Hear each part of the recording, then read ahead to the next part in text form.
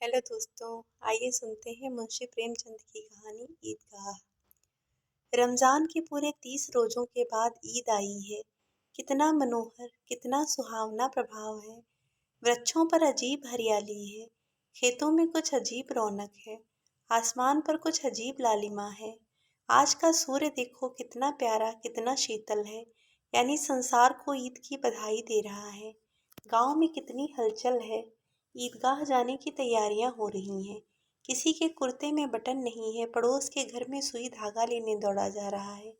किसी के जूते कड़े हो गए हैं, उनमें तेल डालने के लिए तेली के घर पर भागा जाता है। जल्दी जल्दी बैलों को सानी पानी दे दें, ईदगाह से लौटते लौटते दोपहर हो जाएगी। 3 कोस का पैदल रास्ता, फिर सैकड़ों आदमियों से मिलना भेंटना। दोपहर के पहले लौटना असंभव है। लड़की सबसे ज्यादा प्रसन्न है। किसी ने एक रोजा रखा है, वो भी दोपहर तक। किसी ने वह भी नहीं। लेकिन ईदगाह जाने की खुशी उनके हिस्से की चीज है। रोजे बड़े बूढ़ों के लिए होंगे, इनके लिए तो ईद है। ईद रोज ईद का नाम रटते थे, आज वो आ गई। अब जल्दी पड़ी है कि लोग ईदगाह क्यों नहीं चलते। इन्हें गृहस्थी की चिंताओं से क्या प्रयोजन। सेवैयों के लिए दूध और शक्कर घर में है या नहीं, इनकी बला से। ये तो सेवैयां खाएंगे। वो क्या जाने कि अब्बाजान क्यों बदहवास चौधरी कायम अली के घर दौड़े जा रहे हैं। उन्हें क्या खबर कि चौधरी आंखें बदल लें तो ये सारी ईद मुहर्रम हो जाए। उनकी अपनी जेबों में तो कुबेर का धन भरा हुआ है। बार बार जेब से अपना खजाना निकाल कर गिनते हैं और खुश होकर फिर रख लेते हैं। महमूद गिनता है, 1, 2, 10, 12, उसके पास 12 पैसे हैं। मोहसिन के पास 1, 2, 3, 8, 9, 15 पैसे हैं। इन्हीं अनगिनती पैसों से अनगिनती चीजें लाएंगे। खिलौने, मिठाइयाँ, बिगुल, गेंद और जाने क्या क्या। और सबसे ज्यादा प्रसन्न है हामिद। वह 4-5 साल का गरीब सूरत दुबला पतला लड़का, जिसका बाप गत वर्ष हैजे की भेंट हो गया और माँ न जाने क्यों पीली होती होती एक दिन मर गई। किसी को पता नहीं चला क्या बीमारी है। कहती तो कौन सुनने वाला था। दिल पर जो कुछ बीतती थी वो दिल में ही सहती थी। और जब न सहा गया तो संसार से विदा हो गई। अब हामिद अपनी बूढ़ी दादी अमीना की गोद में सोता है और उतना ही प्रसन्न है। उसके अब्बाजान रुपए कमाने गए हैं, बहुत सी थैलियां लेकर आएंगे। अम्मी जान अल्लाह मियाँ के घर से उसके लिए बड़ी अच्छी अच्छी चीजें लाने गई हैं। इसलिए हामिद प्रसन्न है। आशा तो बड़ी चीज है, और फिर बच्चों की आशा। उनकी कल्पना तो राई का पर्वत बना लेती है। हामिद के पाँव में जूते नहीं है। सिर पर एक पुरानी धुरानी टोपी है जिसका गोटा काला पड़ गया है। फिर भी वो प्रसन्न है। जब उसके अब्बाजान थैलियां और अम्मी जान नियामतें लेकर आएंगी तो वह दिल से अरमान निकाल लेगा। तब देखेगा मोहसिन, नूरे और सम्मी कहाँ से उतने पैसे निकालेंगे। अभागिन अमीना अपनी कोठरी में बैठी रो रही है। आज ईद का दिन, उसके घर में दाना नहीं। आज आबिद होता तो क्या इसी तरह ईद आती और चली जाती। इस अंधकार और निराशा में वो डूबी जा रही है। किसने बुलाया था इस निगोड़ी ईद को। इस घर में उसका काम नहीं, लेकिन हामिद, उसे किसी के मरने जीने से क्या मतलब। उसके अंदर प्रकाश है, बाहर आशा। विपत्ति अपना सारा दल बल लेकर आए, हामिद की आनंद भरी चितवन उसका विध्वंस कर देगी। हामिद भीतर दादी से जाकर कहता है, तुम डरना नहीं अम्मा, मैं सबसे पहले आऊँगा, बिल्कुल न डरना। अमीना का दिल कचोट रहा है। गांव के बच्चे अपने अपने बाप के साथ जा रहे हैं। हामिद का बाप अमीना के सिवा और कौन है। उसे कैसे अकेले में ले जाने दे। उस भीड़ भाड़ में बच्चा कहीं खो जाए तो क्या हो। नहीं, अमीना उसे यूं न जाने देगी। नन्ही सी जान, 3 कोस चलेगा कैसे। पैर में छाले पड़ जाएंगे। जूते भी तो नहीं है। वो थोड़ी थोड़ी दूर पर उसे गोद में ले लेती। लेकिन यहाँ सेवैयां कौन पकाएगा। पैसे होते तो लौटते लौटते सब सामग्री जमा करके चटपट बना लेती। यहाँ तो घंटों चीजें जमा करते लगेंगे। मांगे का ही तो भरोसा ठहरा। उस दिन फहीमन के कपड़े सिले थे, 8 आने पैसे मिले थे। उस अठन्नी को ईमान की तरह बचाती चली आ रही थी इसी ईद के लिए। लेकिन कल ग्वालन सिर पर सवार हो गई तो क्या करती। हामिद के लिए कुछ नहीं है तो 2 पैसे का दूध तो चाहिए ही। अब तो कुल 2 आने पैसे बच रहे हैं। 3 पैसे हामिद की जेब में, 5 अमीना के बटुए में। यही तो बिसात है और ईद का त्योहार। अल्लाह ही बेड़ा पार लगाए। धोबन और नाइन और मेहतरानी और चुड़ियारिन सभी तो आएंगी। सभी को सेवैयां चाहिए और थोड़ा किसी की आंखों नहीं लगता। किस किस से मुंह चुराएगी और मुंह क्यों चुराए, साल भर का त्योहार है। जिंदगी खैरियत से रहे, उनकी तकदीर भी तो उसी के साथ है। बच्चे को खुदा सलामत रखे, ये दिन भी कट जाएंगे। गांव से मेला चला और बच्चों के साथ हामिद भी जा रहा है। कभी सबके सब दौड़ कर आगे निकल जाते, फिर किसी पेड़ के नीचे खड़े होकर साथ वालों का इंतजार करते। यह लोग क्यों इतना धीरे धीरे चल रहे हैं? हामिद के पैरों में तो जैसे पर लग गए हैं। वो कभी थक सकता है? शहर का दामन आ गया, सड़क के दोनों ओर अमीरों के बगीचे हैं। पक्की चारदीवारी बनी हुई है, पेड़ों में आम और लीचियां लगी हुई हैं। कभी कभी कोई लड़का कंकड़ी उठाकर आम पर निशाना लगाता है। माली अंदर से गाली देता हुआ निकलता है। लड़के वहां से एक फलांग पर हैं, खूब हंस रहे हैं। माली को कैसा उल्लू बनाया। बड़ी बड़ी इमारतें आने लगी। यह अदालत है, ये कॉलेज है, ये क्लब घर है। इतने बड़े कॉलेज में कितने लड़के पढ़ते होंगे? सब लड़के नहीं हैं जी, बड़े बड़े आदमी हैं। सच, उनकी बड़ी बड़ी मूछें हैं। इतने बड़े हो गए, अभी तक पढ़ते जाते हैं। न जाने कब तक पढ़ेंगे और क्या करेंगे इतना पढ़कर। हामिद के मदरसे में दो तीन बड़े बड़े लड़के हैं, बिल्कुल तीन कौड़ी के। रोज मार खाते हैं, काम से जी चुराने वाले। इस जगह भी उसी तरह के लोग होंगे और क्या। क्लब घर में जादू होता है। सुना है यहाँ मुर्दों की खोपड़ियाँ दौड़ती हैं और बड़े बड़े तमाशे होते हैं, पर किसी को अंदर नहीं जाने देते। और वहाँ शाम को साहब लोग खेलते हैं। बड़े बड़े आदमी खेलते हैं, मूछों दाढ़ी वाले। और मेमे भी खेलती हैं। सच, हमारी अम्मा को ये दे दो, क्या नाम है, बैट, तो उसे पकड़ ही न सके, घुमाते ही लुढ़क जाएं। महमूद ने कहा। हमारी अम्मी जान का तो हाथ कांपने लगे। अल्लाह कसम। मोहसिन बोला, चलो मनो आटा पीस डालती हैं, जरा सा बैट पकड़ लेंगी तो हाथ कांपने लगेंगे। सैकड़ों घड़े पानी रोज निकालती हैं, 5 घड़े तो तेरी भैंस पी जाती है। किसी मेम को एक घड़ा पानी भरना पड़े तो आंखों तक अंधेरी आ जाए। महमूद, लेकिन दौड़ती तो नहीं, उछल कूद तो नहीं सकती। मोहसिन, हाँ उछल कूद तो नहीं सकती, लेकिन उस दिन मेरी गाय खुल गई थी और चौधरी के खेत में जा पड़ी थी। अम्मा इतना तेज दौड़ी कि मैं उन्हें न पा सका। सच। आगे चले, हलवाइयों की दुकानें शुरू हुईं। आज खूब सजी हुई थी। इतनी मिठाइयाँ कौन खाता। देखो ना, एक एक दुकान पर मनो होंगी। सुना है रात को जिन्नात आकर खरीद ले जाते हैं। अब्बा कहते थे कि आधी रात को एक आदमी हर दुकान पर जाता है और जितना माल बचा होता है वो तुलवा लेता है और सचमुच के रुपए देता है। बिल्कुल ऐसे ही रुपए। हामिद को यकीन न आया। ऐसे रुपए जिन्नात को कहाँ से मिल जाएंगे? मोहसिन ने कहा, जिन्नात को रुपए की क्या कमी, जिस खजाने में चाहे चले जाएं। लोहे के दरवाजे तक उन्हें नहीं रोक सकते जनाब। आप हैं किस फेर में? हीरे जवाहरात तक उनके पास रहते हैं। जिससे खुश हो गए उसे टोकरों जवाहरात दे दिए। अभी यहीं बैठे हैं, 5 मिनट में कलकत्ता पहुंच जाएं। हामिद ने फिर पूछा, जिन्नात बहुत बड़े बड़े होते हैं? मोहसिन, एक एक सिर आसमान के बराबर होता है जी।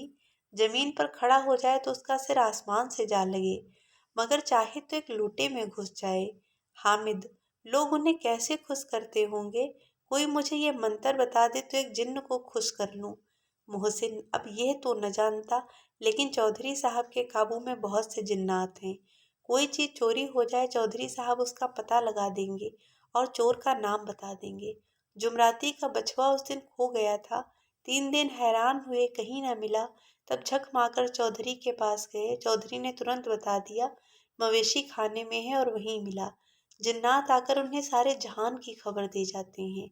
अब उसकी समझ में आ गया कि चौधरी के पास क्यों इतना धन है और क्यों उनका इतना सम्मान है। आगे चले। यह पुलिस लाइन है, यहीं सब कांस्टेबल कवायद करते हैं। रैटन फाय फो, रात को बेचारे घूम घूम कर पहरा देते हैं, नहीं चोरियां हो जाएं। मोहसिन ने प्रतिवाद किया, यह कांस्टेबल पहरा देते हैं? तभी तुम बहुत जानते हो अली हजरत, यह चोरी करते हैं। शहर के जितने चोर डाकू हैं सब इनसे मोहल्ले में जाकर जागते रहो पुकारते हैं। तभी इन लोगों के पास इतने रुपए आते हैं। मेरे मामू एक थाने में कांस्टेबल हैं। बरस रुपया महीना पाते हैं, लेकिन 50 रुपए घर भेजते हैं। अल्लाह कसम, मैंने एक बार पूछा था कि मामू आप इतने रुपए कहाँ से पाते हैं?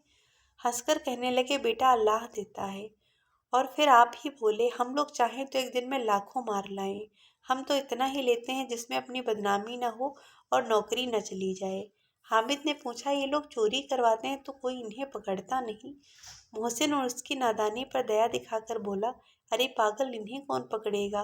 पकड़ने वाले तो ये लोग खुद हैं, लेकिन अल्लाह इन्हें सजा भी खूब देता है। हराम का माल हराम में जाता है। थोड़े ही दिन हुए मामू के घर में आग लग गई। सारी लेई पूंजी जल गई, एक बर्तन तक ना बचा। कई दिन पेड़ के नीचे सोए, अल्लाह कसम पेड़ के नीचे। फिर न जाने कहाँ से 100 कर्ज लाए तो बर्तन भाड़े आए। हामिद, 100 तो 50 से ज्यादा होते हैं। कहाँ 50, कहाँ 100। 50 एक थैली भर होता है, 100 तो 2 थैलियों में भी ना आए। अब बस्ती घनी होने लगी। ईदगाह जाने वालों की टोलियां नजर आने लगी, एक से एक भड़कीले वस्त्र पहने हुए। कोई इक्के टांगे पर सवार, कोई मोटर पर। सभी इत्र में बसे, सभी के दिलों में उमंग। ग्रामीणों का एक छोटा सा दल अपनी विपन्नता से बेखबर, संतोष और धैर्य में मगन चला जा रहा था। बच्चों के लिए नगर की सभी चीजें अनोखी थीं। जिस चीज की ओर ताकते ताकते ही रह जाते, और पीछे से हॉर्न की आवाज होने पर भी न चेतते। हामिद तो मोटर के नीचे जाते जाते बचा। सहसा ईदगाह नजर आई। ऊपर इमली के घने वृक्षों की छाया है, नीचे पक्का फर्श है जिस पर जाजम बिछा हुआ है, और रोजेदारों की पंक्तियां एक के पीछे एक न जाने कहाँ तक चली गई हैं। पक्की जगत के नीचे तक, जहाँ जाजम भी नहीं है। नए आने वाले आकर पीछे की कतार में खड़े हो जाते हैं। आगे जगह नहीं है।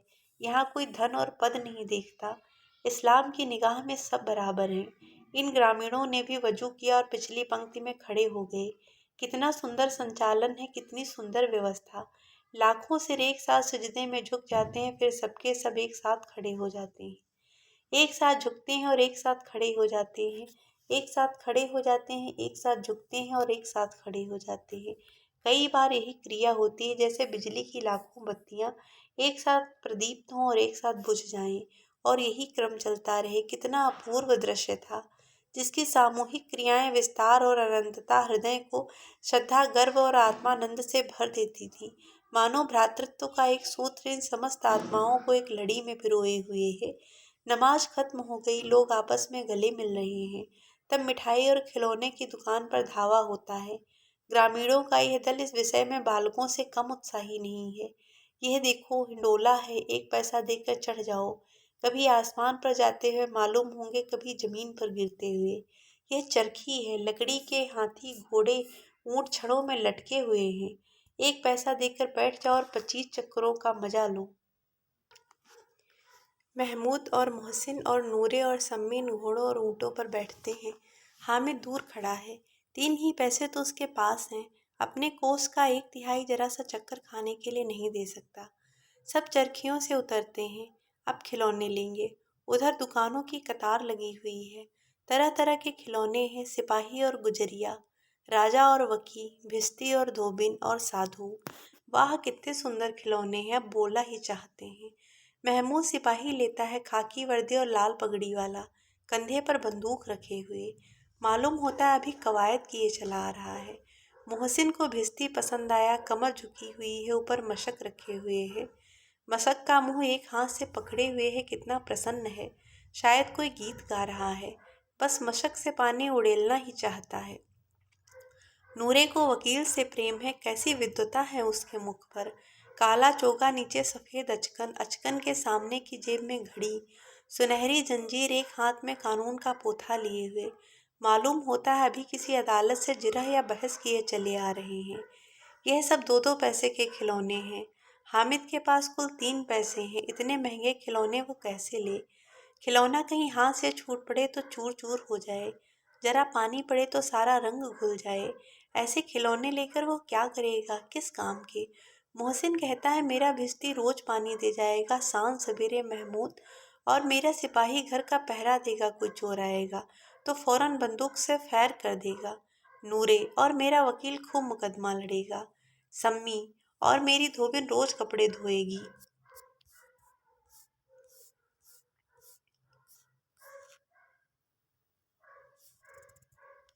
हामिद खिलौनों की निंदा करता है।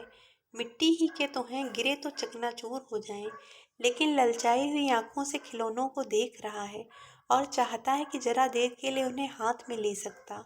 उसके हाथ अनायास ही लपकते हैं, लेकिन लड़के इतने त्यागी नहीं होते। विशेषकर जब अभी नया शौक है। हामिद ललचता रह जाता है। खिलौने के बाद मिठाइयाँ आती हैं। किसी ने रेवड़ियाँ ली हैं, किसी ने गुलाब जामुन, किसी ने सोहन हलवा मज़े से खा रहे हैं। हामिद बिरादरी से पृथक है। अभागे के पास 3 पैसे हैं, क्यों नहीं कुछ खाता। ललचाई आंखों से सबकी ओर देखता है। मोहसिन कहता है, हामिद रेवड़ी ले जा, कितनी खुशबूदार है। हामिद को संदेह हुआ ये केवल क्रूर विनोद है। मोहसिन इतना उदार नहीं है, लेकिन यह जानकर भी वो उसके पास जाता है। मोहसिन दोने से एक रेवड़ी निकालकर हामिद की ओर बढ़ाता है। हामिद हाथ फैलाता है, मोहसिन रेवड़ी अपने मुंह में रख लेता है। महमूद, नूरे और सम्मी खूब तालियां बजा बजा कर हंसते हैं। हामिद खिसिया जाता है। मोहसिन, अच्छा आपकी जरूर देंगे। हामिद, अल्लाह कसम ले जा। हामिद, रखे रहो, क्या मेरे पास पैसे नहीं है। सम्मी, 3 ही पैसे तो हैं, 3 पैसे में क्या क्या लोगे। महमूद, हमसे गुलाब जामुन ले जाओ। हामिद। मोहसिन बदमाश है। हामिद, मिठाई कौन बड़ी नेमत है, किताब में इसकी कितनी बुराइयां लिखी हैं। मोहसिन, लेकिन दिल में कह रहे होगे कि मिले तो खा लें, अपने पैसे क्यों नहीं निकालते। महमूद, हम समझते हैं इसकी चालाकी, जब हमारे सारे पैसे खर्च हो जाएंगे तो हमें ललचा ललचा कर खाएगा। मिठाइयों के बाद कुछ दुकानें लोहे की चीज़ों की, कुछ गिलट और कुछ नकली गहनों की। लड़कों के लिए यहाँ कोई आकर्षण न था। वे सब आगे बढ़ जाते हैं। हामिद लोहे की दुकान पर रुक जाता है। कई चिमटे रखे हुए थे।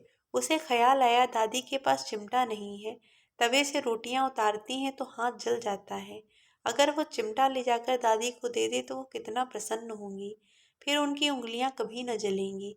घर में एक काम की चीज हो जाएगी। खिलौने से क्या फायदा। व्यर्थ में पैसे खराब होते हैं, जरा देर ही तो खुशी होती है। फिर तो खिलौने को कोई आंख उठाकर नहीं देखता। यह तो घर पहुंचते पहुंचते टूट फूट बराबर हो जाएंगे। चिमटा कितने काम की चीज है। रोटियां तवे से उतार लो, चूल्हे में सेक लो। कोई आग मांगने आए तो चटपट चूल्हे से आग निकाल कर उसे दे दो। अम्मा बेचारी को कहाँ फुर्सत है कि बाजार आए, और इतने पैसे ही कहाँ मिलते हैं। रोज हाथ जला लेती हैं। हामिद के साथी आगे बढ़ गए हैं। सबील पर सबके सब शरबत पी रहे हैं। देखो सब कितने लालची हैं, इतनी मिठाइयाँ ली, मुझे किसी ने एक भी न दी। उस पर कहते हैं मेरे साथ खेलो, मेरा यह काम करो। अब अगर किसी ने कोई काम करने को कहा तो पूछूंगा। खाएं मिठाइयाँ, आप मुंह सड़ेगा, फोड़े फुंसियाँ निकलेंगी, आप ही जबान चटोरी हो जाएगी, तब घर से पैसे चुराएंगे और मार खाएंगे। किताब में झूठी बातें थोड़ी ही लिखी हैं, मेरी जबान क्यों खराब होगी। अम्मा चिमटा दौड़ते ही देखते ही दौड़कर मेरे हाथ से ले लेंगी और कहेंगी, मेरा बच्चा अम्मा के लिए चिमटा लाया है, कितना अच्छा लड़का है। इन लोगों के खिलौने पर कौन इन्हें दुआएं देगा। बड़ों की दुआएं सीधे अल्लाह के दरबार में पहुंचती हैं और तुरंत सुनी जाती हैं। मैं भी इनसे मिजाज क्यों सहूं। मैं गरीब सही, किसी से कुछ मांगने तो नहीं जाता। आखिर अब्बा जान कभी न कभी आएंगे, अम्मा भी आएंगी ही, फिर इन लोगों से पूछूंगा कितने खिलौने लोगे। एक एक को टोकरियों खिलौने दूं और दिखा दूं कि दोस्तों के साथ इस तरह का सलूक किया जाता है। यह नहीं कि 1 पैसे की रेवड़ियां ली तो चढ़ा चढ़ा कर खाने लगे। सबके सब हंसेंगे कि हामिद ने चिमटा लिया है। हंसे मेरी बला से। उसने दुकानदार से पूछा, ये चिमटा कितने का है। दुकानदार ने उसकी ओर देखा और कोई आदमी साथ न देखकर कहा, तुम्हारे काम का नहीं है जी, बिकाऊ है कि नहीं। बिकाऊ क्यों नहीं है और यहाँ क्यों लाद लाए हैं, तो बताते क्यों नहीं कै पैसे का है। 6 पैसे लगेंगे। हामिद का दिल बैठ गया। ठीक ठीक 5 पैसे लगेंगे, लेना हो तो लो, नहीं चलते बनो। हामिद ने कलेजा मजबूत करके कहा, 3 पैसे लोगे। ये कहता हुआ आगे बढ़ गया कि दुकानदार की घुड़कियां न सुने। लेकिन दुकानदार ने घुड़कियां नहीं दी, बुलाकर चिमटा दे दिया। हामिद ने उसे इस तरह कंधे पर रखा मानो बंदूक है, और शान से करता हुआ संगियों के पास आया। जरा सुने सबके सब क्या क्या आलोचनाएं करते हैं। मोहसिन ने हंसकर कहा, ये चिमटा क्यों लाया पगले, इसे क्या करेगा। हामिद ने चिमटे को जमीन पर पटक कर कहा, जरा अपना भिश्ती जमीन पर गिरा दो, सारी पसलियां चूर चूर हो जाएं बच्चा की। महमूद बोला, यह चिमटा कोई खिलौना है। हामिद, खिलौना क्यों नहीं है, अभी कंधे पर रखा बंदूक हो गई, हाथ में ले लिया फकीरों का चिमटा हो गया। चाहूं तो इससे मजीरे का काम ले सकता हूँ। एक चिमटा जमा दूं तो तुम लोगों के सारे खिलौनों की जान निकल जाए। तुम्हारे खिलौने कितना ही जोर लगाए, मेरे चिमटे का बाल भी बांका नहीं कर सकते। मेरा बहादुर शेर है चिमटा। सम्मी ने खंजरी ली थी, प्रभावित होकर बोला, मेरी खंजरी से बदलोगे 2 आने की है। हामिद ने खंजरी की ओर उपेक्षा से देखा। मेरा चिमटा चाहे तो तुम्हारी खंजरी का पेट फाड़ डाले, बस एक चमड़े की झिल्ली लगा दे। ढप ढप बोलने लगी। जरा सा पानी लग जाए तो खत्म हो जाए। मेरा बहादुर चिमटा आग में, पानी में, आंधी में, तूफान में बराबर डटा खड़ा रहेगा। चिमटे ने सभी को मोहित कर लिया। अब पैसे किसके पास धरे हैं? फिर मेले से दूर निकल आए हैं, 9 कब के बज गए। धूप तेज हो रही है, घर पहुंचने की जल्दी हो रही है। बाप से जिद भी करें तो चिमटा नहीं मिल सकता। हामिद है बड़ा चालाक, इसलिए बदमाश ने अपने पैसे बचा रखे थे। अब बालकों के 2 दल हो गए हैं। मोहसिन, महमूद, सम्मी और नूरे एक तरफ हैं, हामिद अकेला दूसरी तरफ। शास्त्रार्थ हो रहा है। सम्मी तो विधर्मी हो गया, दूसरे पक्ष से जा मिला। लेकिन मोहसिन, महमूद और नूरे भी हामिद से एक एक 2-2 साल बड़े होने पर भी हामिद के आघातों से आतंकित हो उठे हैं। उसके पास न्याय का बल है और नीति की शक्ति। एक और मिट्टी है, दूसरे और लोहा, जो इस वक्त अपने को फौलाद कह रहा है। वह अजेय है, घातक है। अगर कोई शेर आ जाए तो मियाँ भिस्ती के छक्के छूट जाएं। जो मियाँ सिपाही मिट्टी की बंदूक छोड़कर भागे, वकील साहब की नानी मर जाए, चोंगे में मुंह छिपाकर जमीन पर लेट जाए, मगर ये चिमटा, ये बहादुर है रुस्तमे हिंद, लपक कर शेर की गर्दन पर सवार हो जाएगा और उसकी आंखें निकाल लेगा। मोहसिन ने एड़ी चोटी का जोर लगाकर कहा, अच्छा पानी तो नहीं भर सकता। हामिद ने चिमटे को सीधा खड़ा करके कहा, भिस्ती को एक डांट बताएगा तो दौड़ा हुआ पानी लाकर उसके द्वार पर छिड़कने लगेगा। मोहसिन परास्त हो गया, पर महमूद ने कुमुक पहुंचाई, अगर बच्चा पकड़े जाए तो अदालत में बंधे बंधे फिरेंगे, तब तो वकील साहब के पैरों पड़ोगे। हामिद इस प्रबल तर्क का जवाब न दे सका। उसने पूछा, हमें पकड़ने कौन आएगा? नूरे ने कहा, यह सिपाही बंदूक वाला। हामिद ने मुंह चढ़ाकर कहा, यह बेचारे हम बहादुर रुस्तमे हिंद को पकड़ेंगे। अच्छा लाओ अभी जरा कुश्ती हो जाए, इसकी सूरत देखकर दूर से भागेंगे। पकड़ेंगे क्या बेचारे? मोहसिन को एक नई चोट सूझ गई। तुम्हारे चिमटे का मुंह रोज आग में जलेगा। उसने समझा था कि हामिद लाजवाब हो जाएगा, लेकिन यह बात ना हुई। हामिद ने तुरंत जवाब दिया, आग में बहादुर ही कूदते हैं जनाब। तुम्हारे ये वकील, सिपाही और भिस्ती लैडियों की तरह घर में घुस जाएंगे। आग में वो काम है जो ये रुस्तमे हिंद ही कर सकता है। महमूद ने एक जोर लगाया, वकील साहब कुर्सी मेज पर बैठेंगे। तुम्हारा चिमटा तो बावर्ची खाने में जमीन पर पड़ा रहने के सिवा और क्या कर सकता है? इस तर्क ने सम्मी और नूरे को भी सजी कर दिया। कितने ठिकाने की बात कही है पट्टे ने। चिमटा बावर्ची खाने में पड़ा रहने के सिवा और क्या कर सकता है? हामिद को कोई फड़कता हुआ जवाब न सूझा तो उसने धांधली शुरू की, मेरा चिमटा बावर्ची खाने में नहीं रहेगा। वकील साहब कुर्सी पर बैठेंगे तो जाकर उन्हें जमीन पर पटक देगा और उनका कानून उनके पेट में डाल देगा। बात कुछ बनी नहीं, खास गाली गलौज थी, लेकिन कानून को पेट में डालने वाली बात छा गई। ऐसी छा गई कि तीनों सूरमा मुंह ताकते रह गए, मानो कोई धेलचा कान कौवा किसी गंडे वाले कनकौवे को काट गया हो। कानून मुंह से बाहर निकालने वाली चीज है, उसको पेट के अंदर डाल दिया जाना बेतुकी सी बात होने पर भी कुछ नयापन रखती है। हामिद ने मैदान मार लिया, उसका चिमटा रुस्तमे हिंद है। अब इसमें मोहसिन, महमूद, नूरे, सम्मी किसी को भी आपत्ति नहीं हो सकती। विजेता को हारने वालों से जो सत्कार मिलना स्वाभाविक है, वो हामिद को भी मिला। औरों ने 3-3, 4-4 आने पैसे खर्च किए, पर कोई काम की चीज ना ले सके। हामिद ने 3 पैसे में रंग जमा लिया। सच ही तो है, खिलौनों का क्या भरोसा, टूट फूट जाएंगे। हामिद का चिमटा तो बना रहेगा बरसों। संधि की शर्तें तय होने लगी। मोहसिन ने कहा, जरा अपना चिमटा तो हम भी देखें। तुम हमारा भिस्ती लेकर देखो। महमूद और नूरे ने भी अपने अपने खिलौने पेश किए। हामिद को इन शर्तों को मानने में कोई आपत्ति न थी। चिमटा बारी बारी से सबके हाथ में गया और उनके खिलौने बारी बारी से हामिद के हाथ में आए। कितने खूबसूरत खिलौने हैं। हामिद ने हारने वालों के आंसू पोंछे। मैं तुम्हें चिढ़ा रहा था सच, ये चिमटा भला इन खिलौनों की क्या बराबरी करेगा। मालूम होता है अब बोले अब बोले, लेकिन मोहसिन की पार्टी को दिलासे से संतोष नहीं होता। चिमटे का सिक्का खूब बैठ गया है। चिपका हुआ टिकट अब पानी से नहीं छूट रहा है। मोहसिन, लेकिन इन खिलौनों के लिए कोई हमें दुआ तो न देगा? महमूद, दुआ को लिए फिरते हो, उल्टे मार ना पड़े। अम्मा जरूर कहेंगी कि मेले में ही मिट्टी के खिलौने मिले। हामिद को स्वीकार करना पड़ा कि खिलौनों को देखकर किसी की माँ इतनी खुश न होगी जितनी दादी चिमटे को देखकर होंगी। 3 पैसों में ही तो उसे सब कुछ करना था और उन पैसों के इस उपाय पर उसे पछतावे की बिल्कुल जरूरत न थी। फिर अब तो चिमटा रुस्तमे हिंद है और सभी खिलौनों का बादशाह। रास्ते में महमूद को भूख लगी। उसके बाप ने केले खाने को दिए। महमूद ने केवल हामिद को साझी बनाया। उसके अन्य मित्र मुंह ताकते रह गए। यह उस चिमटे का प्रसाद था। 11 बजे गांव में हलचल मच गई। मेले वाले आ गए।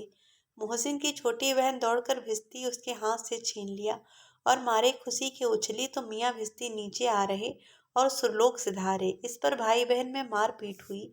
दोनों खूब रोए। उसकी अम्मा यह शोर सुनकर बिगड़ी और दोनों को ऊपर से 2-2 चांटे और लगाए। मियाँ नूरे के वकील का अंत उनके प्रतिष्ठानुकूल इससे ज्यादा गौरवमय हुआ। वकील जमीन पर या ताक पर बैठ नहीं सकते, उसकी मर्यादा का विचार तो करना ही होगा। दीवार में खूंटियां गाड़ी गईं, उन पर लकड़ी का एक पटरा रखा गया। पटरे पर कागज का कालीन बिछाया गया। वकील साहब राजा भोज की भांति सिंहासन पर विराजे। नूरे ने उन्हें पंखा झलना शुरू किया। अदालतों में खर की टट्टियां और बिजली के पंखे रहते हैं, क्या यहाँ मामूली पंखा भी न हो? कानून की गर्मी दिमाग पर चढ़ जाएगी कि नहीं? बांस का पंखा आया और नूरे हवा करने लगे। मालूम नहीं पंखे की हवा से या पंखे की चोट से वकील साहब स्वर्गलोक से मृत्युलोक में आ रहे और उनका माटी का चोला माटी में मिल गया। फिर बड़े जोर शोर से मातम हुआ और वकील साहब की अस्थि घूरे पर डाल दी गई। अब रहा महमूद का सिपाही, उसे चटपट गांव का पहरा देने का चार्ज मिल गया। लेकिन पुलिस का सिपाही कोई साधारण व्यक्ति तो नहीं जो अपने पैरों चले, वो पालकी पर चलेगा। एक टोकरी आई, उसमें कुछ लाल रंग के फटे पुराने चिथड़े बिछाए गए जिसमें सिपाही साहब आराम से लेटे। नूरे ने टोकरी उठाई और अपने द्वार का चक्कर लगाने लगे। उनके दोनों छोटे भाई सिपाही की तरह छोड़ने वाले जागते लहो पुकारते चलते हैं, मगर रात तो अंधेरी होनी चाहिए। नूरे को ठोकर लग जाती है। टोकरी उसके हाथ से छूट कर गिर पड़ती है और मियाँ सिपाही अपनी बंदूक लिए जमीन पर आ जाते हैं और उनकी एक टांग में विकार आ जाता है। महमूद को आज ज्ञात हुआ कि वो अच्छा डॉक्टर है। उसको ऐसा मरहम मिल गया है जिससे वो टूटी टांग को आनन फानन जोड़ सकता है। केवल गूलर का दूध चाहिए। गूलर का दूध आता है, टांग जवाब दे देती है। शल्य क्रिया असफल हुई तब उसकी दूसरी टांग भी तोड़ दी जाती है। अब कम से कम एक जगह आराम से बैठ तो सकता है। एक टांग से तो न चल सकता था न बैठ सकता था। अब वह सिपाही सन्यासी हो गया, अपनी जगह पर बैठा बैठा पहरा देता है। कभी कभी देवता भी बन जाता है। उसके सिर का झालरदार साफा खुरच दिया गया है। अब उसका जितना रूपांतर चाहो कर सकते हो। कभी कभी तो उससे पांट का काम भी लिया जाता है। अब मियाँ हामिद का हाल सुनिए। अमीना उसकी आवाज़ सुनते ही दौड़ी और उसे गोद में उठाकर प्यार करने लगी। सहसा उसके हाथ में चिमटा देखकर वो चौंकी। यह चिमटा कहाँ था? मैंने मेले से लिया है। कै पैसे में? 3 पैसे दिए। अमीना ने छाती पीट ली। यह कैसा बेसमझ लड़का है कि दोपहर हुआ, कुछ खाया न पिया, लाया क्या चिमटा? सारे मेले में तुझे और कोई चीज ना मिली जो है लोहे का चिमटा उठा लाया? हामिद ने अपराधी भाव से कहा, तुम्हारी उंगलियां तवे से जल जाती थीं, इसलिए मैंने इसे लिया। बुढ़िया का क्रोध तुरंत स्नेह में बदल गया, और स्नेह भी वो नहीं जो प्रगल्भ होता है और अपनी सारी कसक शब्दों में बिखेर देता है। यह मूक स्नेह था, खूब ठोस, रस और स्वाद से भरा हुआ। बच्चे में कितना त्याग, कितना सद्भाव और कितना विवेक है। दूसरों को खिलौने लेते और मिठाई खाते देखकर इसका मन कितना ललचाया होगा। इतना जब्त इससे कैसे हुआ? वहां भी इसे अपनी बुढ़िया दादी की याद बनी रही। अमीना का मन गदगद हो गया। और अब एक बड़ी विचित्र बात हुई, हामिद के इस चिमटे से भी विचित्र। बच्चे हामिद ने बूढ़े हामिद का पार्ट खेला था। बुढ़िया अमीना बालिका अमीना बन गई। वो रोने लगी, दामन फैलाकर हामिद को दुआएं देती जाती थी और आंसू की बड़ी बड़ी बूंदें गिराती जाती थी। हामिद इसका रहस्य क्या समझता?